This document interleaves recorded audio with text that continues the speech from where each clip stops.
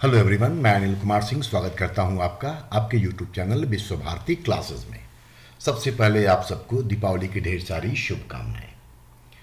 आज हम वीडियो भारत के राजनीतिक व्यवस्था से संबंधित लेकर के आए हैं। दरअसल एक व्यूअर ने, जिनका नाम संभवतः सोनी कुमारी है, उन्होंने रिक्वेस्ट किया था कि सर राजनीतिक व्यवस्था पर अगर संभव हो तो एक क्वेश्चन बना दें। सबसे पहले हम आपको ये बता दें कि इंडियन पॉलिटी पर या इंडियन कॉन्स्टिट्यूशन पर मैंने कई सारे वीडियो पहले भी अपलोड कर रखे हैं। अगर आप उसको देखेंगे तो इस समस्या का भी समाधान हो जाएगा। खैर, भारत की राजनीतिक प्रणाली पर जो क्वेश्चन पूछे जा सकते हैं उस पर हम लोग जाएं, इसके पहले थोड़ा सा हम लोग ये जान लें कि राजनीतिक प्रणाली है क्या। तो अगर हम लोग इसको सामान्य तौर पर समझने का प्रयास करें तो हम ये कह सकते हैं कि विश्व में विभिन्न प्रकार की शासन व्यवस्था होती है और ये जो शासन व्यवस्था है वो एक दूसरे से भिन्न होती है।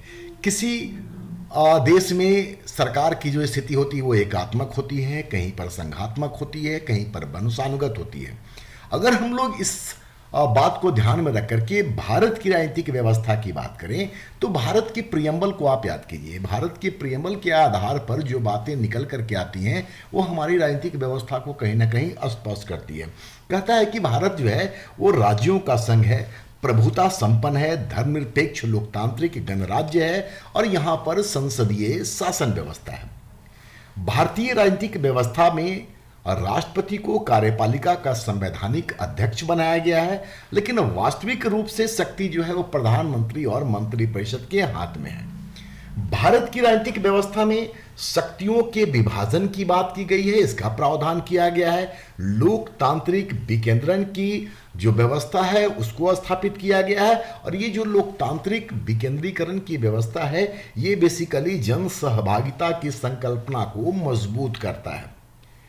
भारत में जो लोकतांत्रिक व्यवस्था है उसमें राजनीति में भाग लेने का आधार धर्म नहीं है। भारत में बहुदलीय शासन व्यवस्था है, बहुमत की सरकार यहां शासन चलाती है, वयस्क मताधिकार का सिद्धांत यहां पर लागू किया गया है। कुल मिलाकर के शासन सत्ता का जो उद्देश्य होता है वो है सर्वजन हिताय सर्वजन सुखाय।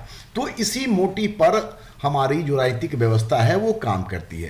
राजनीतिक व्यवस्था में उन तरीकों का भी प्रावधान होता है जिसके अंतर्गत शासक चुने जाते हैं, सरकार का निर्माण होता है और किसी भी राष्ट्र का जो संविधान है वो उसकी राजनीतिक व्यवस्था के आधारभूत ढांचे की स्थापना करता है और इस आधारभूत ढांचे के अंतर्गत ही लोग शासित होते हैं। तो ये सरकार के मतलब जो हमारा संविधान है, जो हमारा राजनीतिक व्यवस्था है, वो सरकार के विभिन्न अंगों को, उनकी शक्तियों को, उनके दायित्वों को निर्धारित करती है। इसीलिए संवैधानिक सरकार जो है वो लोकतांत्रिक व्यवस्था के लिए अपरिहार्य या आवश्यक हो जाता है।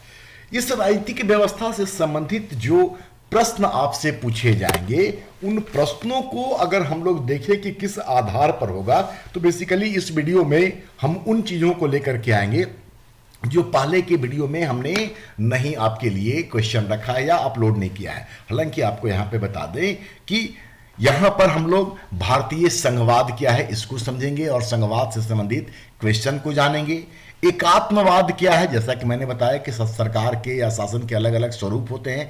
तो संघीय व्यवस्था, एकात्मक व्यवस्था, संसदीय व्यवस्था, गणतंत्र, धर्मनिरपेक्षता, इन्हीं तत्वों को उठा करके हम आपके लिए क्वेश्चन लेकर के आएंगे। अगर आप पूरा वीडियो को देख लेते हैं तो इस एंगल से अगर क्वेश्चन पूछेगा तो फिर आप गलती बिल्कुल भी नहीं करने जा रहे हैं। तो सबसे पहले हम लोग जान ले ये जो शब्द मैंने बताया कि संघवाद क्या है। हालांकि मैं यहाँ ये भी बता दें आपको कि संघवाद पर मैंने एक पूरा वीडियो डिटेल में डाल रखा है।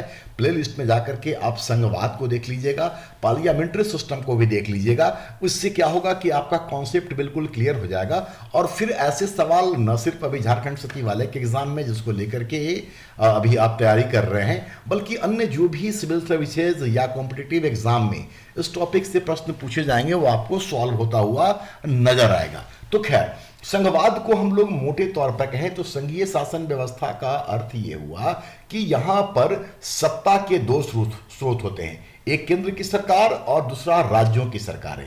मतलब कि सत्ता केंद्र और राज्य के बीच में विभाजित होता है।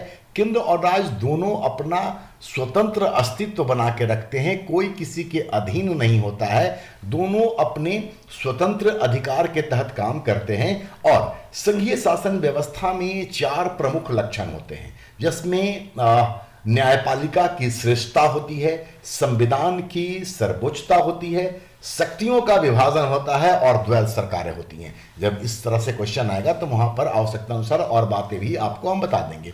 भारत के संविधान का पहला अनुसूची और पहला अनुच्छेद याद रखिए, क्या लिखा हुआ वहां पर? India that is Bharat shall be a union of state.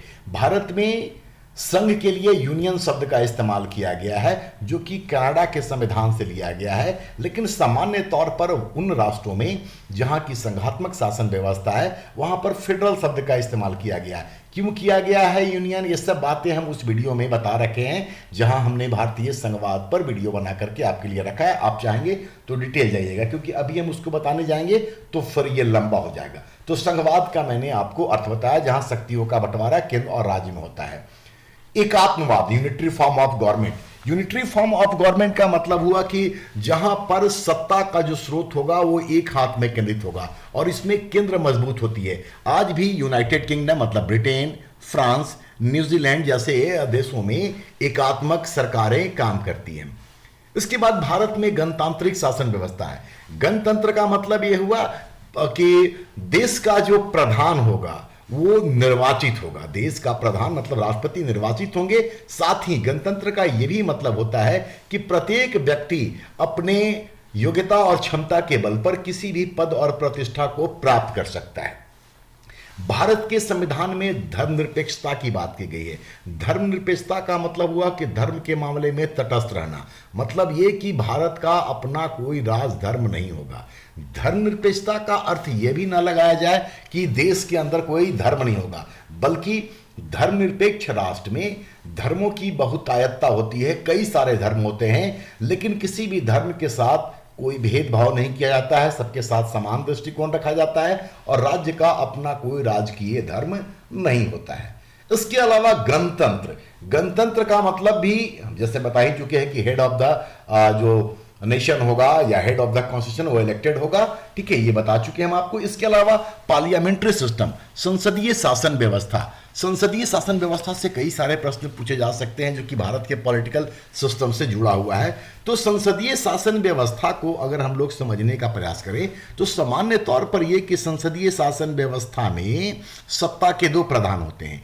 एक होता है राज्य का प्रधान, जिसको हम लोग हेड ऑफ द स्टेट कहते हैं। जैसे कि भारत में राष्ट्रपति, संघात्मक व्यवस्था है तो 2 स्तर पर सरकारें काम करती है, तो केंद्र में राष्ट्रपति, इसी तरीके से राज्य में राज्यपाल। और दूसरा जो होता है वो है सरकार का प्रधान, मतलब हेड ऑफ द गवर्नमेंट, जिसमें कि वास्तविक सत्ता जो होती है वो मंत्री परिषद के हाथ में होती है और मंत्री परिषद का प्रधान प्रधानमंत्री केंद्र में और राज्य में मुख्यमंत्री होते हैं। संसदीय शासन व्यवस्था में मैंने बताया कि सत्ता के या फिर 2 प्रधान होते हैं। इसके अलावा संसदीय शासन प्रणाली में कार्यपालिका जो होती है वो विधायिका के प्रति उत्तरदायी होती है और ये उत्तरदायित्व तो सामूहिक होती है। भारत में जो संसदीय शासन व्यवस्था है इसको ब्रिटेन के संविधान से लिया गया है और यहां ये जान ले कि सबसे पहले ब्रिटेन में ही संसदीय शासन व्यवस्था की शुरुआत हुई। संसदीय शासन व्यवस्था को उत्तरदायी सरकार भी कहा जाता है, कैबिनेट सरकार भी कहा जाता है और वेस्ट मिनिस्टर भी कहा जाता है, ठीक है। जापान, ब्रिटेन, कनाडा में भी संसदीय व्यवस्था की सरकारें हैं। तो संसदीय शासन व्यवस्था भले ही हम लोगों ने ब्रिटेन से लिया है, लेकिन ब्रिटेन में शासन व्यवस्था या वहां का जो संविधान है वो एकात्मक है, भारत में संघात्मक है। ब्रिटेन में वंशानुगत राजतंत्र है। ब्रिटेन में संसदीय व्यवस्था के बावजूद वंशानुगत राजतंत्र है, जबकि भारत में निर्वाचित राष्ट्र प्रमुख वाला गणतंत्र है। तो ये अंतर है। इसके अलावा अगर हम लोग बात करें तो भारत में संसद प्रभुत्व संपन्न नहीं होता है, जबकि ब्रिटेन में संसद जो है वो प्रमुख होती है। भारत में संसद प्रभुत्व संपन्न इसलिए नहीं है क्योंकि संसद के द्वारा पारित कानूनों पर, अधिनियमों पर या विधानों पर न्यायिक पुनरावलोकन हो सकता है, मतलब कि न्यायपालिका का नियंत्रण भी यहां होता है। इसके अलावा दोनों के मतलब भारत और ब्रिटेन के संसदीय शासन व्यवस्था में एक मोटा अंतर यह भी है या बड़ा अंतर यह भी है कि भारत का संविधान रिटन है, जबकि ब्रिटेन का जो संविधान है वो ओरल है या मौखिक है।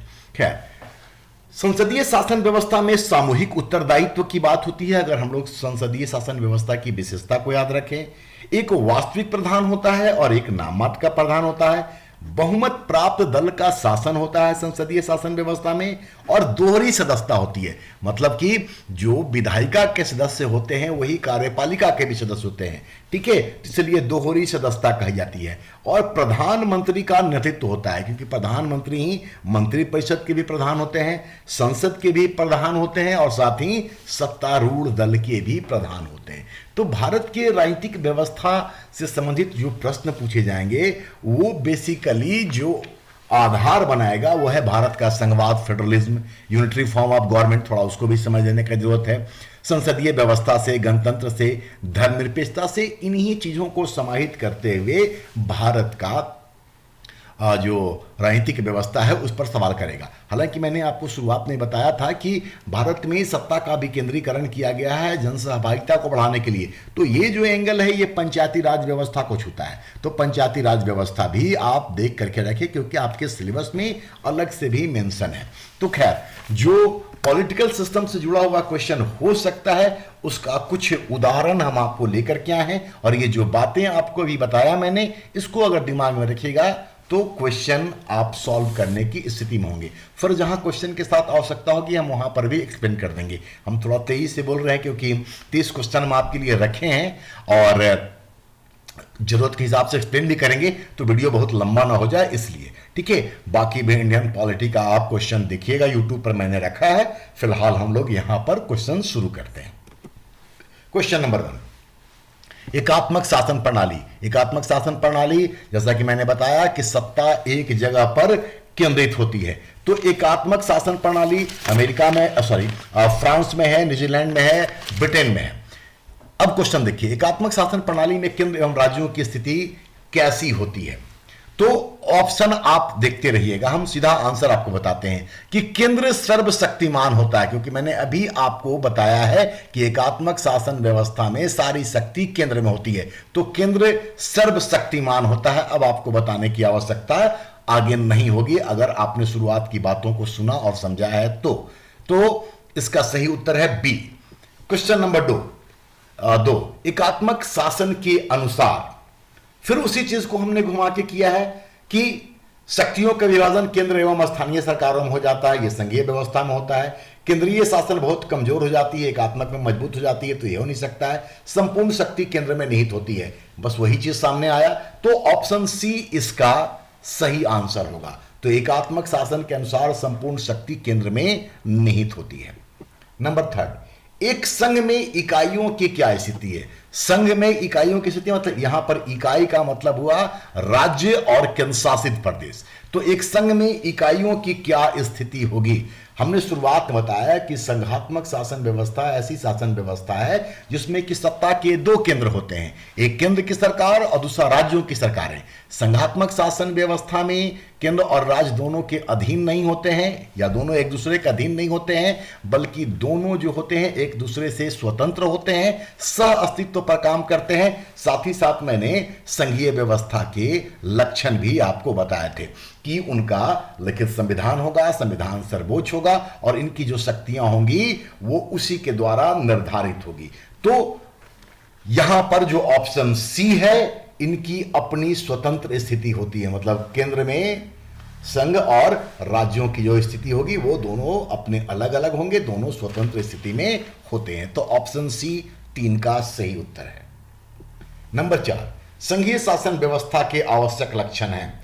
शुरुआत में बता चुके हैं, ये चारों लक्षण विद्यमान होते हैं।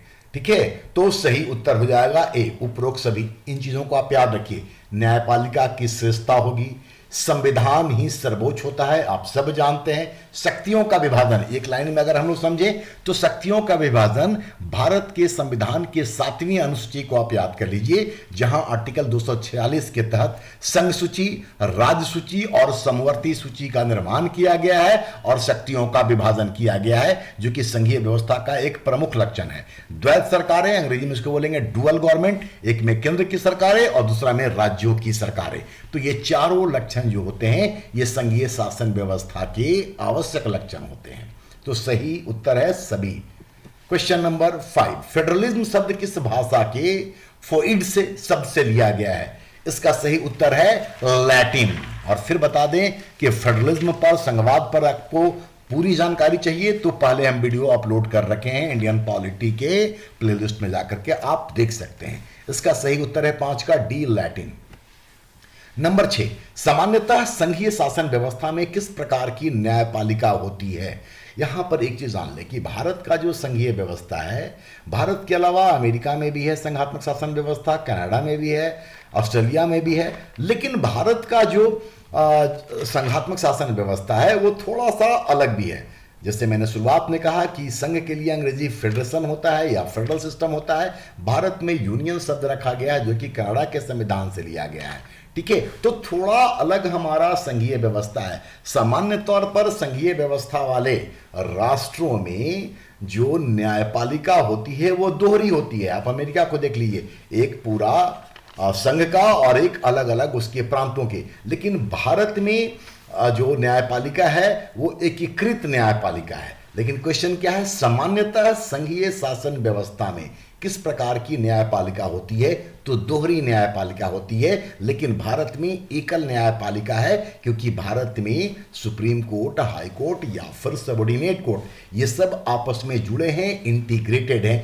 एक के निर्णय को ऊपर की अदालत में चैलेंज किया जा सकता है, अपील किया जा सकता है। लेकिन सामान्यतः क्वेश्चन में लिखा हुआ है और संघीय व्यवस्था की बात है तो दोहरी न्यायपालिका होती है, वहां पर दोहरी नागरिकता भी होती है। भारत में नागरिकता भी एकल होता है, ठीक है, क्योंकि संघीय व्यवस्था को अपने देश की परिस्थितियों के अनुसार एडॉप्ट किया गया है। तो खैर 6 का सही उत्तर है सी। नंबर 7, संघीय शासन व्यवस्था में न्यायपालिका की स्वतंत्रता क्यों आवश्यक है?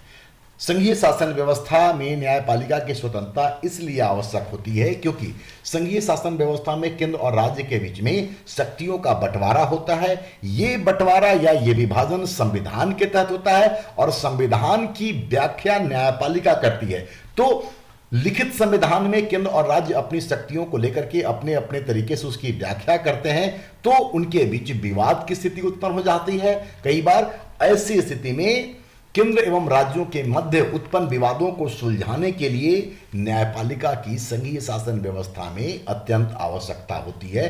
तो 7 का सही उत्तर है डी। नंबर 8, संघात्मक शासन व्यवस्था में राज्यसभा किसका प्रतिनिधित्व करता है? संघात्मक शासन व्यवस्था में राज्यसभा किसका प्रतिनिधित्व करता है? तो राज्यसभा प्रतिनिधित्व करता है संघ की इकाइयों का, और संघ की इकाइयां मतलब राज्य की बात हम कर रहे हैं, ठीक है, केंद्र शासित प्रदेश की बात कर रहे हैं। शुरुआत में हम आपको बता चुके हैं कि संघ की इकाइयों का मतलब हुआ कि विभिन्न राज्य और केंद्र शासित प्रदेश, और राज्यसभा ये संघ की इकाइयों का या विभिन्न राज्यों का प्रतिनिधित्व करती है। जबकि जो लोकसभा होता है वो भारतीय जनता का प्रतिनिधित्व करती है। राज्यसभा राज्यों का प्रतिनिधित्व करती है जो कि संघ की इकाइयां हैं, और लोकसभा जो कि लोअर हाउस है वो भारतीय जनता का या आम लोगों का प्रतिनिधित्व करती है। तो इसका उत्तर भी सी है।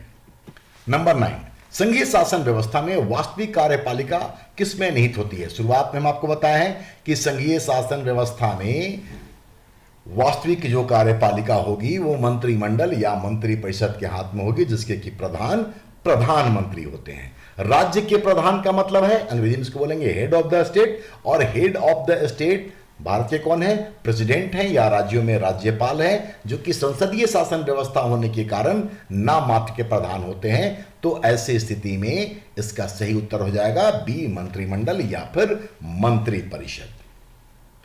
क्वेश्चन नंबर 10, सरकार के संसदीय रूप को शुरुआत में मैंने बता दिया है कि उसको उत्तरदायी सरकार कहते हैं, उसको कैबिनेट सरकार कहते हैं, या उसको वेस्टमिनिस्टर कहते हैं। तो सरकार के संसदीय रूप को ऑप्शन ए जो आपका है वो सही उत्तर है। उत्तरदायी सरकार के नाम से भी जाना जाता है। शुरुआत वाला बात को ध्यान से सुन लीजिएगा तो बहुत सारे सवाल का जवाब आपको यहां मिल जाएगा।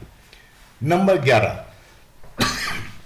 निम्नलिखित में से कौन एक संसदीय शासन व्यवस्था की विशेषता नहीं है? संसदीय शासन व्यवस्था का विशेषता भी मैंने आपको बता दिया था, हम सब बता देते हैं। 4 ऑप्शन यहां पर आपके सामने दिए गए हैं, ठीक है, जिसमें कौन नहीं है या है।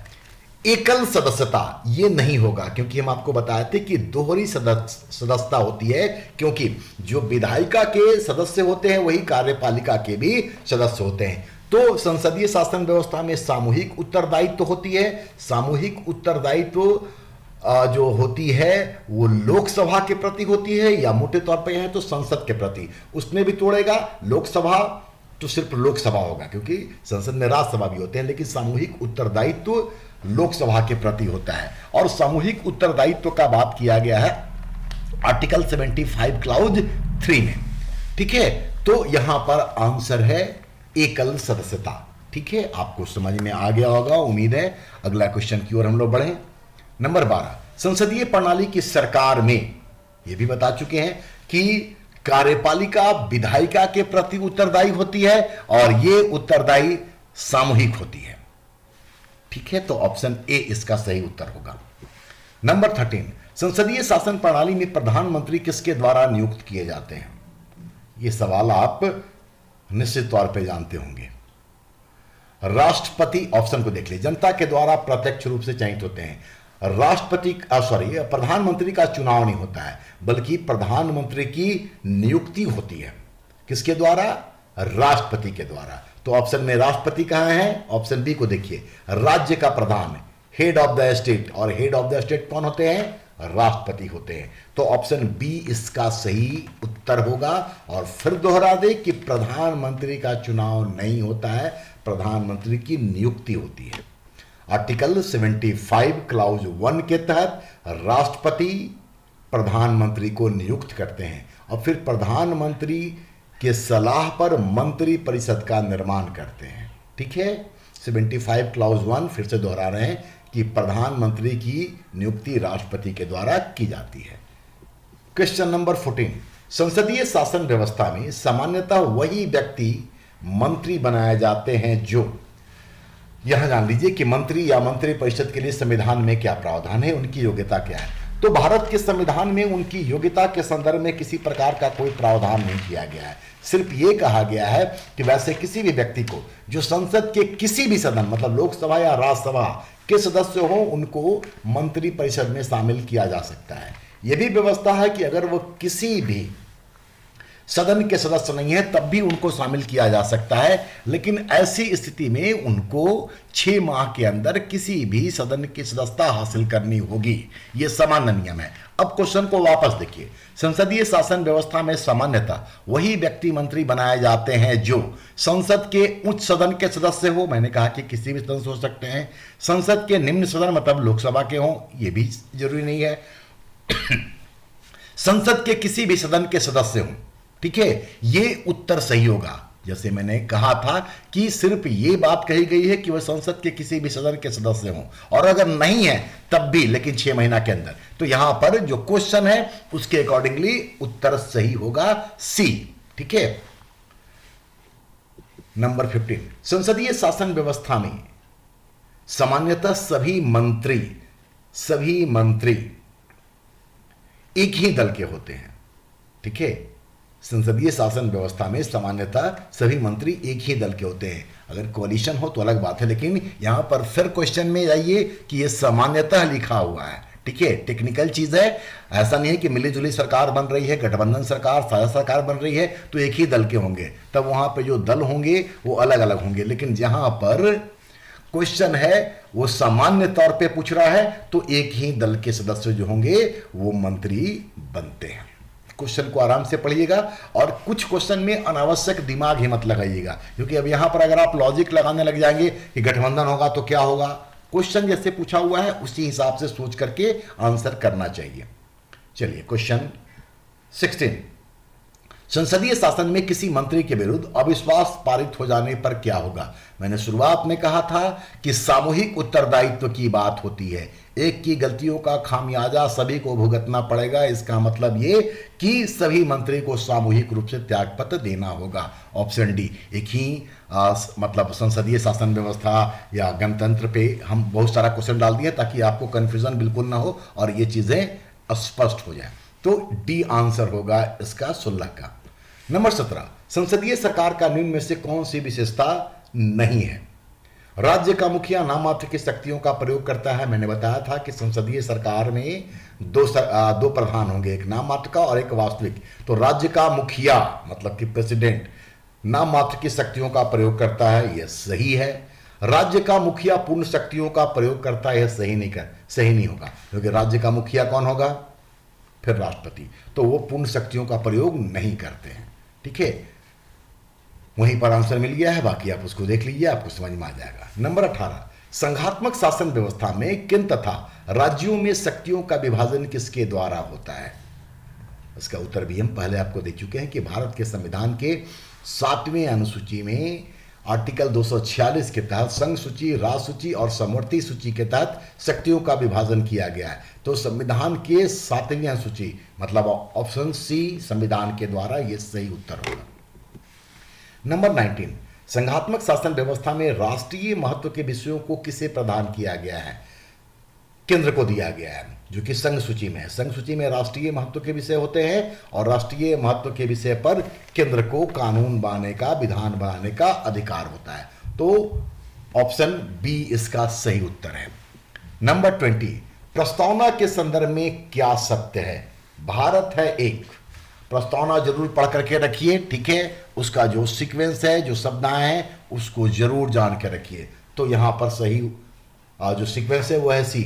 ठीक है, हम भारत के लोग भारत को एक प्रभुत्व संपन्न, समाजवादी, धर्मनिरपेक्ष, जनतांत्रिक या लोकतांत्रिक गणराज्य बनाने के लिए फिर आगे। तो ये क्रोनोलॉजी भी याद रखिएगा। तो सी इसका सही उत्तर है।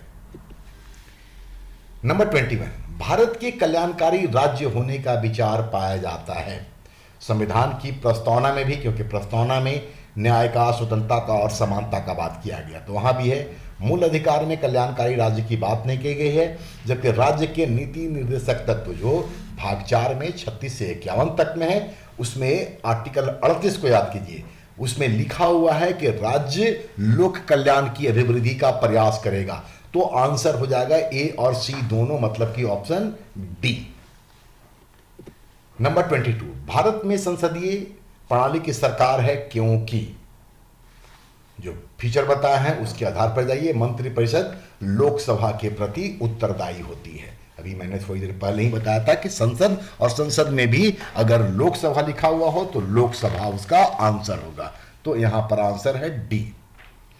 नंबर 23, भारतीय संसदीय प्रणाली ब्रिटिश संसदीय प्रणाली से किस प्रकार भिन्न है?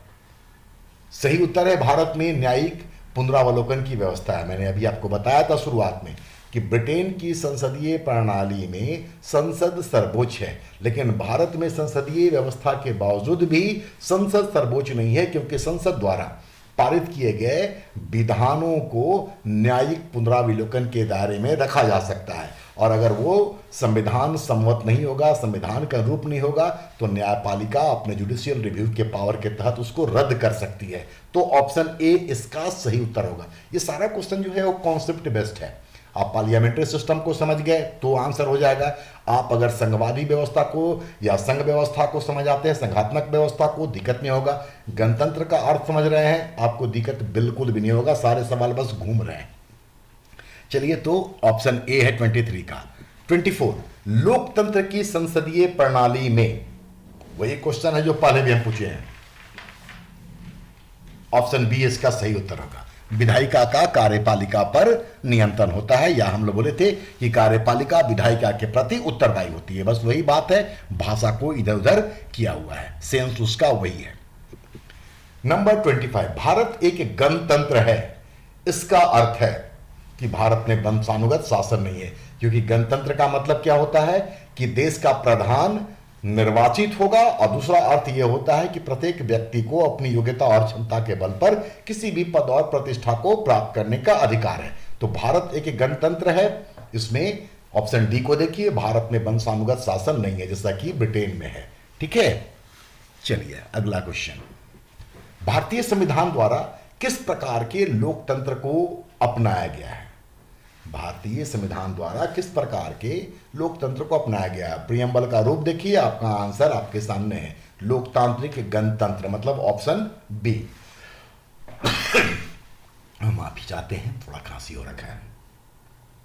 27, भारत एक धर्मनिरपेक्ष राष्ट्र है, इसका अर्थ है। शुरुआत में मैंने धर्मनिरपेक्षता का अर्थ भी आपको बताया था। उम्मीद है आपको आंसर समझ में आ रहा होगा। ऑप्शन पढ़िए, हम वेट कर रहे हैं। चलिए, आंसर आपको पता है, ऑप्शन सी, भारत का कोई राष्ट्रीय धर्म नहीं होगा तथा सभी धर्म का सम्मान आदर किया जाएगा। नंबर 28, भारत एक गणराज्य है क्योंकि, अब देख लीजिए, अभी हम थोड़ी देर पहले आपको बताया, राज्याध्यक्ष मतलब राष्ट्रपति निर्वाचित है, प्रत्येक व्यक्ति किसी भी पद और प्रतिष्ठा को प्राप्त कर सकता है। ठीक है, यही दो बातें मैंने बताया था गणतंत्र या गणराज्य के लिए। अब आप देख लीजिए कि उसका आंसर कहां है, तो ऑप्शन सी 1 और 2। ठीक है।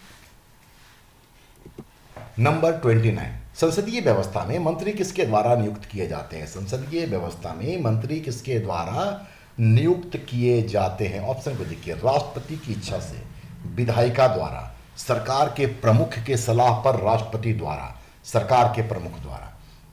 अभी हमने थोड़ी देर पहले आपको बताया था कि प्रधानमंत्री की नियुक्ति राष्ट्रपति के द्वारा आर्टिकल 75 क्लाउज 1 के तहत किया जाता है, और फिर प्रधानमंत्री के सलाह पर राष्ट्रपति मंत्री परिषद की नियुक्ति करते हैं या मंत्री का नियुक्ति करते हैं। तो सरकार का प्रमुख प्रधानमंत्री और उनके सलाह पर राष्ट्रपति।